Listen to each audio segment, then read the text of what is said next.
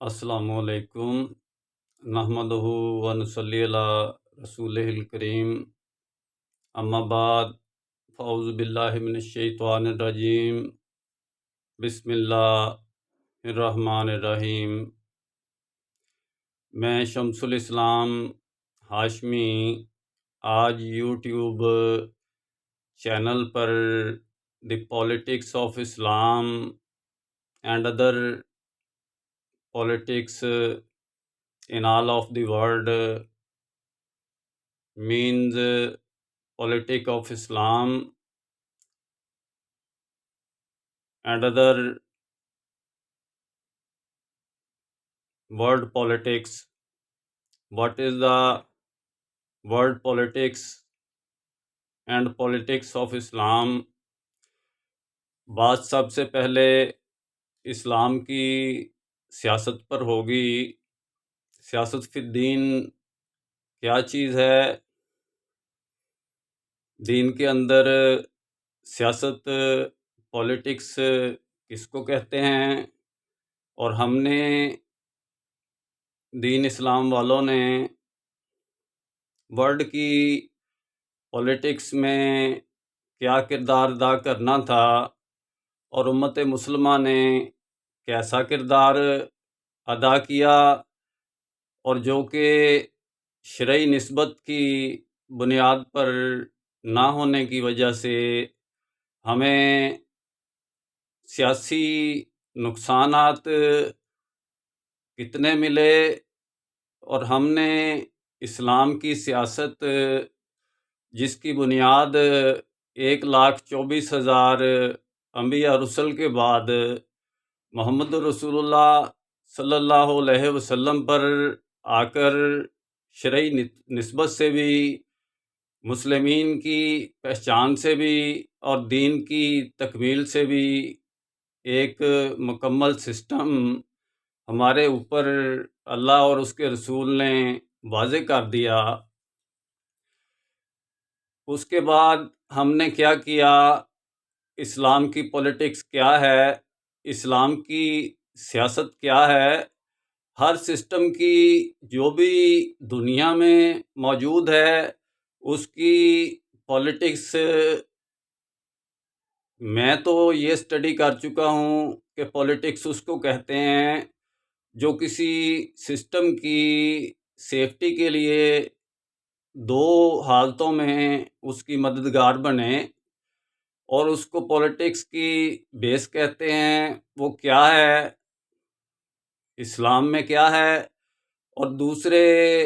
ادیان باطلہ میں، غیر اسلامی سسٹم میں کیا ہے، اس پر بات ہو رہی ہے۔ سب سے پہلے اسلام کی سیاست کی طرف آتے ہیں کہ اس کا بھی ایک سسٹم ہے، ایک نظام ہے، اور اس کی بنیاد کیا ہے، اس سسٹم کو دونوں حالتوں میں کیسے چلایا جا سکتا ہے، اللہ رسول کی کیا اور قرآن کی کیا دعوت ہے جس پر ہم چل سکتے ہیں، جو کہ قابل عمل راستہ ہے اور آسان راستہ ہے۔ اس میں سیاست فی الدین ایک ایسا سسٹم ہے، اسلام کے اندر اگر ڈیوائیڈیشن ہو تو شرعی نسبت کی، مسلمین کی پہچان کی بنیاد پر ہم اس ڈیوائیڈیشن کو ختم کر سکتے ہیں۔ دوسری صورت میں اسلام کے نظام میں اگر یونائٹی ہے، پیس ہے، وحدت ہے، اس کے بعد ہمیں آگے کی راستہ دکھانے کے لیے بھی شرعی نسبت کی پولیٹکس کی بنیاد پر چلنا پڑتا ہے، جو کہ اگلا سٹیپ یہ نہیں ہوتا کہ آپ لوگوں نے آؤ اسلام کو سمجھنا ہے تو 12 دن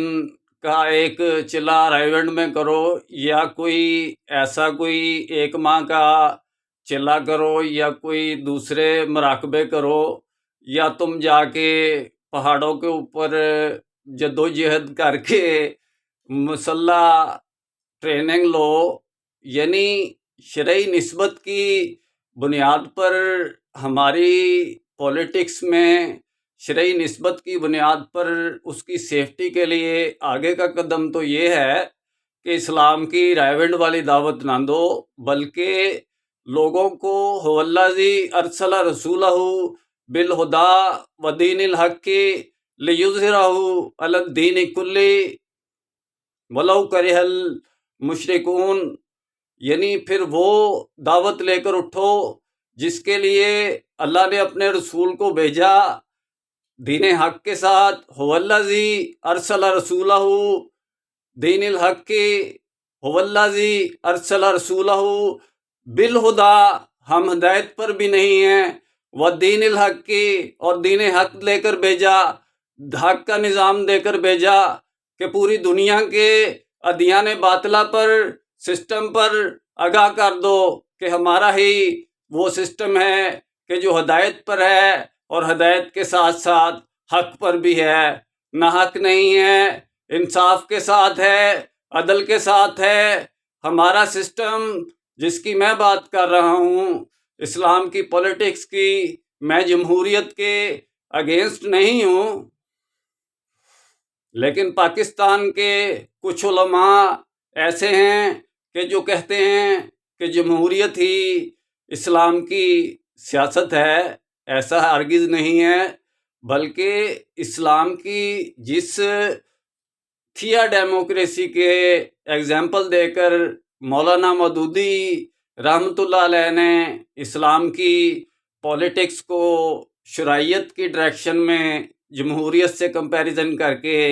اسلام بتانے کی کوشش کی اور اسلام کی سیاست بتانے کی کوشش کی، تو ایسے ہی اور لوگوں نے بھی اسلام کی پولیٹکس کے بارے میں جاننے کی کوشش کی. میں نے بکس بھی اسٹڈی کی ہیں، جن میں سے ان جماعت اسلامی والوں میں سب سے اچھے عالم دین مردان کے مولانا گوہر الرحمان صاحب، جن کا مدرسہ بھی مردان میں تھا، انہوں نے اسلامی سیاست کے نام پہ ایک بک لکھی، تو اس کی بھی میں نے اسٹڈی کی. یہ تو 15-20 سال پہلے کی بات ہے. تو میں ساری بک میں یہ اسٹڈی کرتا رہا کہ اسلام کی پولیٹکس انہوں نے کہاں لکھی ہے، کہیں سوشلزم، کہیں مٹیریلزم، کہیں کمیونزم، کہیں، یعنی کہ 35 قسم کے ازموں کی ڈیفینیشن کر کے پھر میں نے ایک جگہ چھوٹی سی 2-3 لائنیں پڑھیں جس میں لکھا تھا کہ اسلام کی سیاست یہ ہے. یعنی اسلام کی سیاست یہ ہے. انہوں نے 2 لائنوں میں یا 3 لائنوں میں کیا لکھا تھا، وہ بھی اس حوالے سے لکھا تھا کہ سیاست اس سسٹم کو کی حفاظت کرنے کے لیے، وہ ایک سیاست اس سسٹم نظام کو کہتے ہیں جو اس سسٹم کی حفاظت کے لیے اور اس کو آگے لے کے جانے کے لیے، یعنی کہ سود مند ثابت ہو، اس کو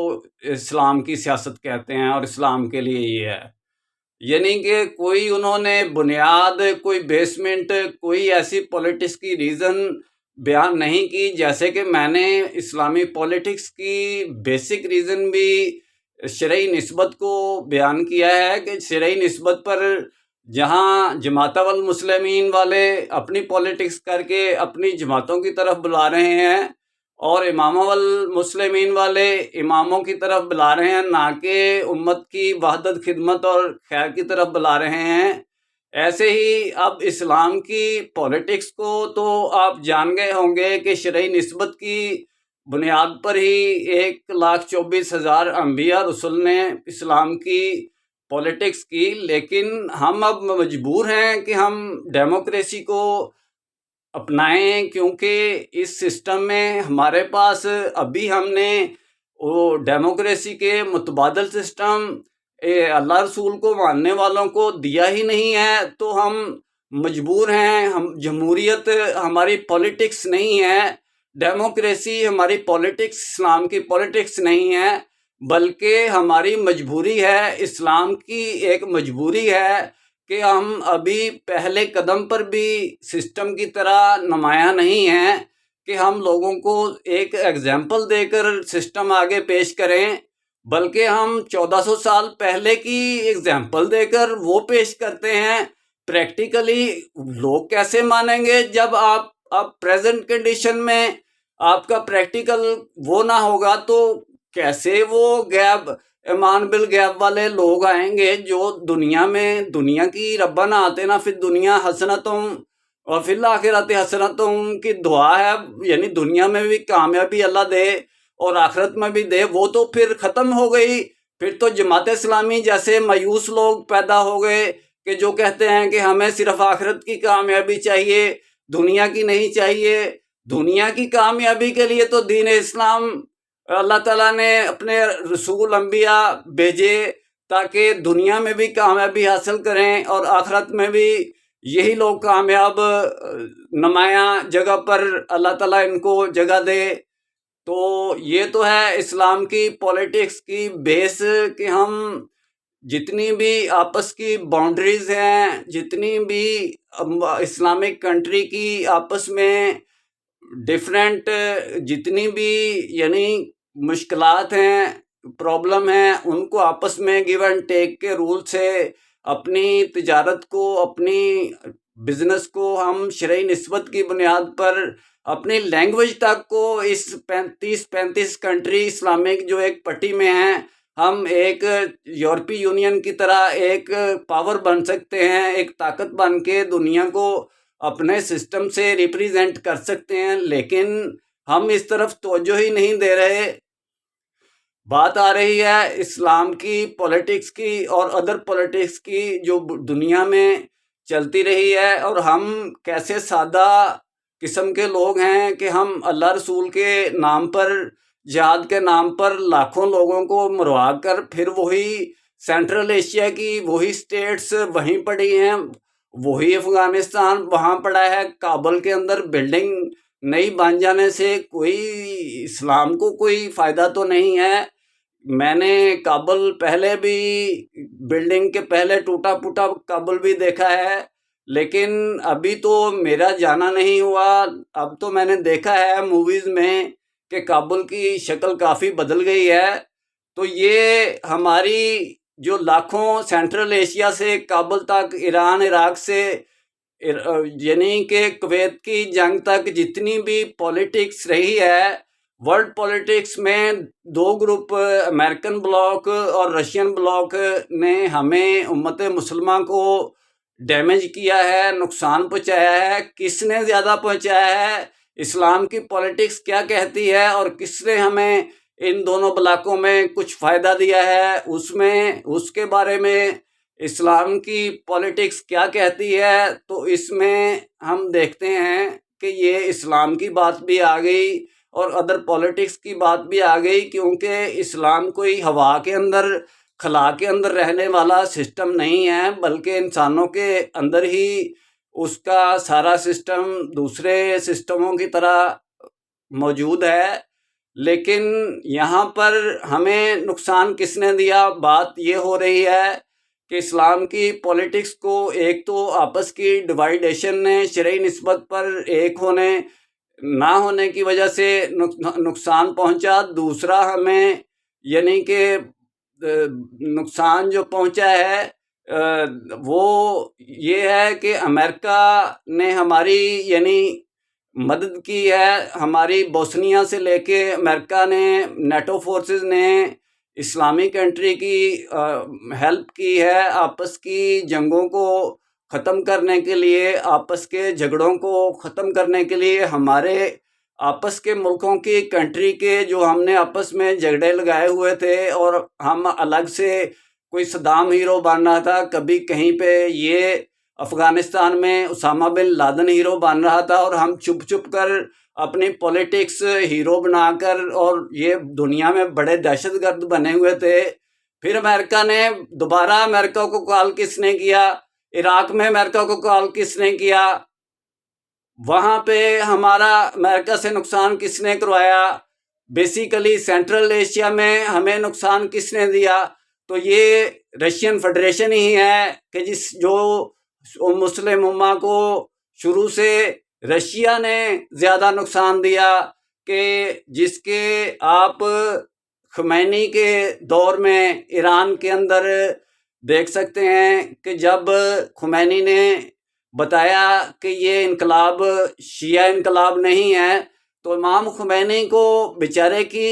275 ارکان کی اسمبلی کو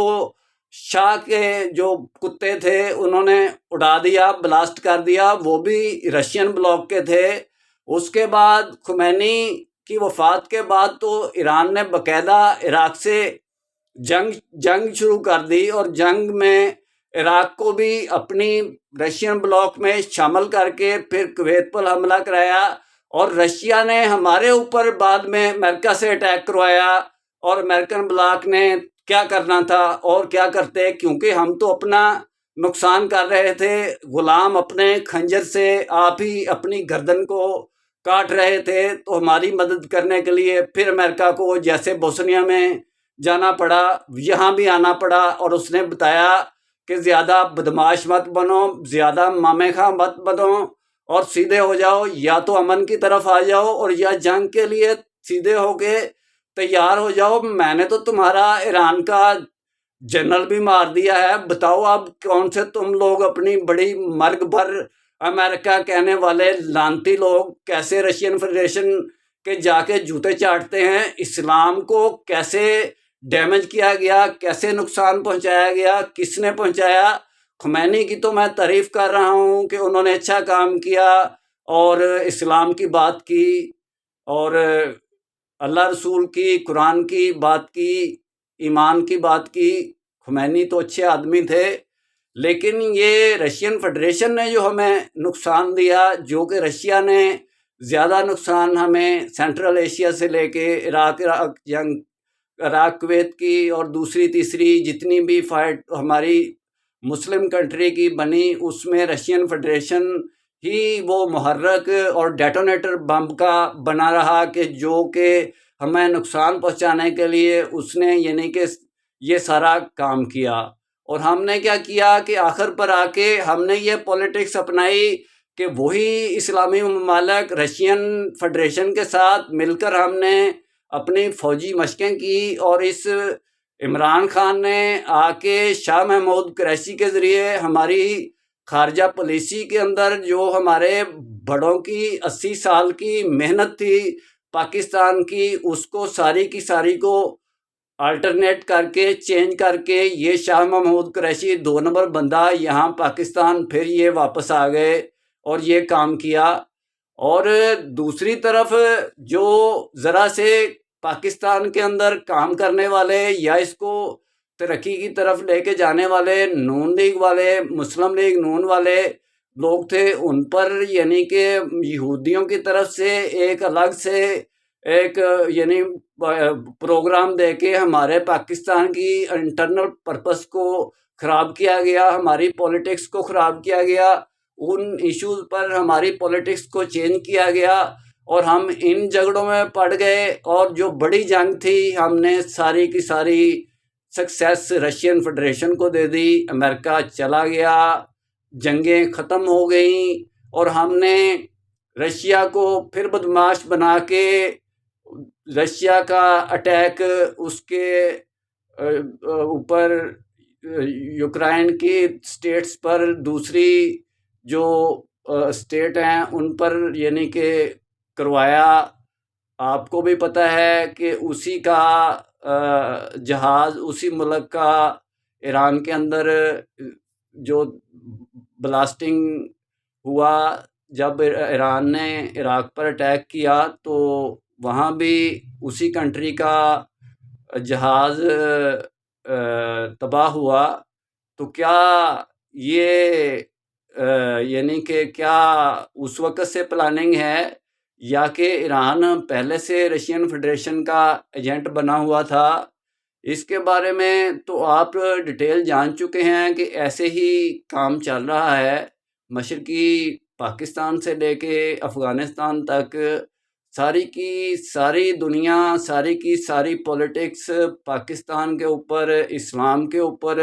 اسلامی کنٹری کے اوپر، یعنی کہ دہشت گردی، بدماشی اور لاکھوں لوگوں کا مرڈر ہونے کے باوجود پھر ہمیں بھی یعنی کہ اب بھی ہم ڈر کے، چھپ کے اور عجیب قسم کے طریقوں پر اپنے ترقی کے راستے ڈھونڈ رہے ہیں۔ سب سے پہلے تو ہمیں یہی نہیں پتا کہ 1 گھنٹے بعد یہاں پاکستان کے اندر لائٹ ہوگی، بجلی ہوگی یا نہیں ہوگی، تو اس کے بارے میں پراپر کانسٹنٹ بندے کا مائنڈ ہی نہیں بن سکتا کہ اس نے کیا کرنا ہے۔ اور یہ ہمارے لیے کس نے یہ سازش کی کہ ابھی تک جو عمران خان جو کہ نعرہ لگا رہا تھا کہ میں ڈیم بناؤں گا، ججوں تک نے اس کا یعنی کہ کمپین چلائی، وہ کدھر گیا؟ وہ نعرے کدھر گئے؟ وہ کیا پرابلم ہے جس کی وجہ سے وہ ڈیم نہیں بن سکا؟ دوسرے نمبر پر ہم اسلحہ بیچنے والے کنٹری میں چلے گئے اور دہشت گردوں نے دہشت گردی کر کے ہمیں بھی دہشت گردی کے راستے پر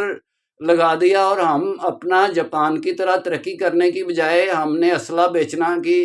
بھاری کام شروع کر دیا اور ایٹم بم کو بنا لیا۔ وہی جو سائنٹسٹ ہمارے ایٹم بم کے لیے اتنی زیادہ جنہوں نے محنت کی، وہ کیا پاور یعنی کہ اٹامک پاور سے بجلی پاکستان کے اندر نہیں بنا سکتے تھے؟ اٹامک پاور ہاؤس نہیں بنا سکتے تھے؟ اگر یہ چاہتے، اگر یہ مائنڈ اپروچ رکھتے تو اس کا کم از کم پاکستان کی لوڈ شیڈنگ کا تو کوئی فارمولہ نکالتے۔ پاکستان اپنے جتنے پاؤں ہیں اتنے چادر پھیلائے، یعنی کہ اتنا بدماش بننے کی اس کو کیا ضرورت ہے؟ پہلے اس نے کیا کر لیا ہے اب تک؟ پاکستان کے 2 ٹکڑے تو بنیادی طور پر پہلے ہو چکے ہیں، ایک مشرقی پاکستان اور ایک مغربی پاکستان۔ آنے والی نسل کو تو یہ پتہ ہی نہیں ہے کہ ہم نے اب تک کتنا نقصان پہلے یہ پولیٹکس کی، جس کو ہم پولیٹکس کہتے ہیں کہ نظر ادھر تم ادھر ہم کا نعرہ لگا کے بھٹو نے مشرقی پاکستان کو الگ کیا، اور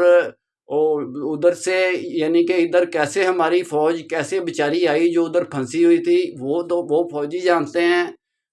پاک آرمی کے، کہ جن کو بیچاروں کو جہاں بھی مرضی بھیج دیا جاتا ہے اور اس کے بعد الٹے پاؤں واپس بھی کھینچتے ہیں، جو مرضی جیسا مرضی کرتا رہتا ہے۔ اس سسٹم کا کوئی بھی کمپوننٹلی سارے لیڈر ہیں، کوئی بھی ایسا انسٹیٹیوٹ نہیں ہے کہ جو پاکستان کے اندر بھی، میں پاکستان کی اس لیے بات کر رہا ہوں کہ فرسٹ آف آل میں پاکستانی ہوں، مجھے تو پاکستان کے علاوہ امریکہ بھی اپنی شہریت دے تو میں نہیں لینا چاہتا، UK بھی دے تو میں نہیں لینا چاہتا، کیونکہ سب سے زیادہ پاکستان کا میرے اوپر حق ہے، دوسرے کسی کنٹری کا میرے اوپر حق نہیں ہے۔ سب سے پہلے میں پاکستان میں رہتا ہوں، اسلام بھی یہی کہتا ہے کہ جہاں آپ رہتے ہو سب سے پہلے اس جگہ سے کام، سنت بھی یہی ہے کہ کام سٹارٹ ہوتا ہے اور وہاں سے ہی اپنا وہ ابتدا ہوتی ہے، انیشیل پوزیشن بنتی ہے۔ فیس کر کے جیسا بھی ماحول ہو، پولیٹکس ہو، پوری امت مسلمہ کو جس جگہ پہ بھی رہتے ہیں وہاں کے، چاہے وہ غیر مسلم کنٹری میں رہتے ہیں، وہاں کی وہ یعنی کہ ان کو فائدہ دیں، اسلام سے لوگ متاثر ہوں کہ اسلام کو ماننے والے دنیا میں چاہے غیر اسلامی کنٹری میں بھی ہیں تو یہ بڑے اچھے لوگ ہیں، اور یہ تو دنیا کو فائدہ دینے والے ہیں، نقصان دینے والے نہیں ہیں۔ لیکن ہم نے تو کسی جانب سے ایسی بات چھوڑی ہی نہیں ہے کہ جس کی بنیاد پر ہم اپنے آپس میں کوئی انڈرسٹینڈنگ کر کے چلنے کا کوئی سسٹم ایسا بنا سکیں کہ جس کی بنیاد پر ہم اسلام کی اور پاکستان کی بارے میں کوئی یعنی کہ اسلامی نظریاتی کونسل بنا کے کوئی یعنی کہ نئے سے نئے نظریہ بنانے کی ضرورت نہیں ہے، بلکہ اسلام ایک سسٹم ہے، نظریہ تو ہے ہی نہیں۔ اسلام ایک نظریہ تو ہے نہیں، یہ جماعت اسلامی کہتی ہے کہ ہم اپنا نظریہ رکھتے ہیں، تم اپنا نظریہ رکھتے ہو، تو بات تو یہ ہے کہ اسلام تو ایک سسٹم ہے، تو یہ اس کا مطلب ہے کوئی الگ سے نظریہ رکھتے ہیں تو پھر یہ اس کا اسلام سے کوئی تعلق نہیں ہے۔ جماعت اسلامی والوں کی ایسی باتوں کا، اور یہ جو لوگ امت کے اندر وحدت اور خدمت اور خیر کا کام کرنے کی بجائے اپنے آپ کو کہتے ہیں کہ ہم امام العصر ہیں، امام العصر سید ابوالعلا مودودی امام العصر ہیں جی، وہ امام العصر کیسے ہو گئے؟ العصر تو زمانے کو کہتے ہیں، امام العصر تو इमामुल अंबिया भी नहीं हैं, मोहम्मद रसूलुल्लाह भी इमामुल असर नहीं हैं। हम कैसे जाहिल लोग हैं कि हम हर किस्म की बात को अपनी यानी कि अडॉप्ट किए जा रहे हैं, अपनाए जा रहे हैं, और हर बात को हम अपना उसको यानी कबूल किए जा रहे हैं। इस्लाम के बारे में कोई भी सादको अमीन की इस्तिलाह से लेके कोई ऐसी इस्तिलाह हमने अभी तक नहीं छोड़ी कि जो सुलह हुदैबिया से लेके अफ़गानिस्तान वाली, या कोई एग्जांपल जो कि आप सल्लल्लाहु अलैहि वसल्लम से हमने कंपैरिजन ना की हो। हालांकि हमारा प्रैक्टिकली तो बिल्कुल सेटअप ही ज़ीरो है,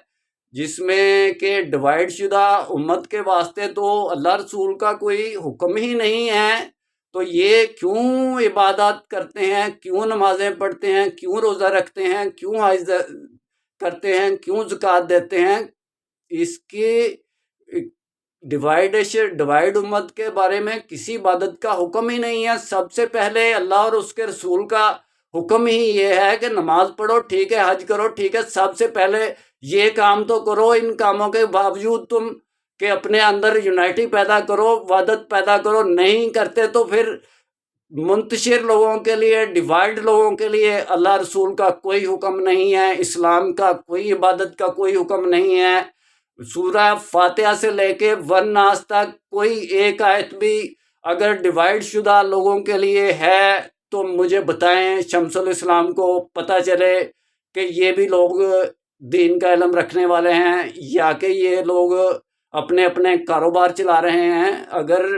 दीन का इल्म रखते हैं तो मेरे सामने आए हम मिलकर इस काम को लेकर चलें। अब आज का मौजू सियासत फिर दीन के बारे में, इस्लाम की सियासत के बारे में और उसके यानी कि गैर इस्लामी पूरी वर्ल्ड की बाकी पॉलिटिक्स के बारे में अभी मैं डिटेल में बात नहीं कर सकता। इंशाल्लाह डिटेल में बात फिर होगी। तब तक के लिए इजाज़त दें। अल्लाह हाफिज़।